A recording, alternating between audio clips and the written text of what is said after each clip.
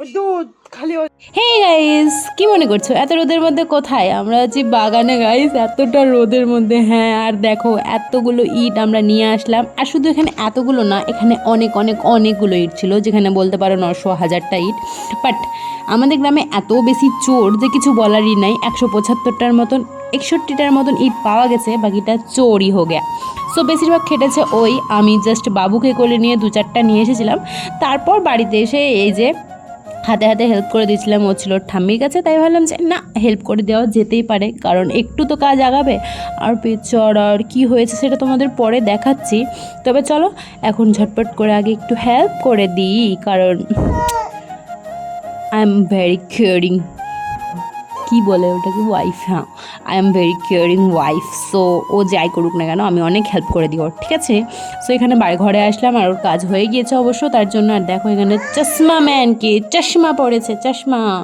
তো চলো এখন আর একটু কাজ আছে, তো সেটা করবে, দেখে নিই।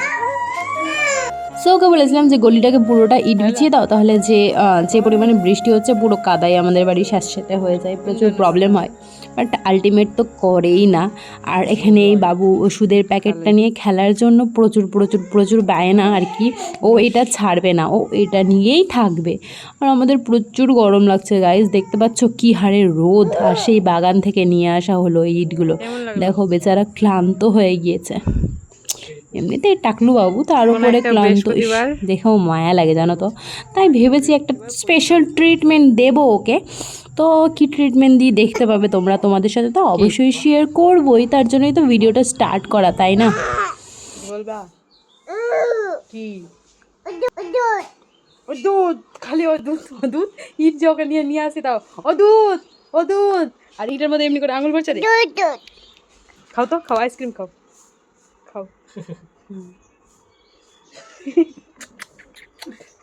বাই করো, বাই করছে, দেখো।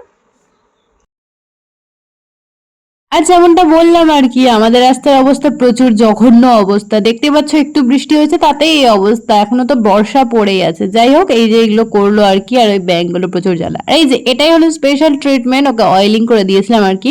ঘাড়ে বেচারার প্রচুর স্পট পড়ে গিয়েছে ইট নিয়ে এসে। তো তাই ভাবলাম যে না, অয়েলিং করে দেওয়া যেতেই পারে। তো তাই ওকে অয়েলিং করে দিয়েছিলাম। আর বাবু তো ডিস্টার্ব করবে, ও যতই যাই করে নিক না কেন, যখন আমি কাজ করব তখন ওকে আসতেই হবে, ডিস্টার্ব করতেই হবে। আর এটাই অবশ্য বড় হয়ে গেলে মিস করবো, যে না আমার কাছে ঘুরতো, ভালো লাগে। আর এখানে কি যে হয়েছে ভগবান জানে। চলো বাই।